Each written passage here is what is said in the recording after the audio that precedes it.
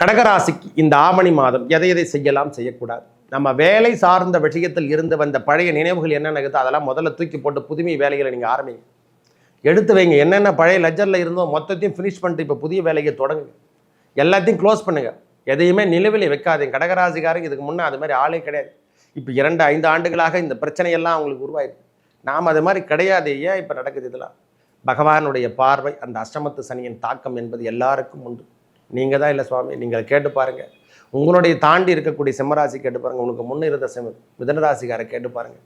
இதெல்லாம் யாராலையும் மாற்றலாம் முடியாது. அவ்வளோ பெரிய ஆள்லாம் நமக்கு கிடையாது. இந்த முதலே தெரிஞ்சுக்கினாவே போதுமானது. மாற்றக்கூடாது. நாம் அதன்படியே சென்று நாம் அதை சரி செய்ய வேண்டும்.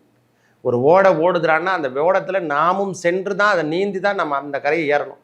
நாம் ஆப்போசிட்டாக போகிற அளவுக்கு நம்மளுக்கு ஸ்ட்ரென்த்து கிடையாது, துணிவு கிடையாது.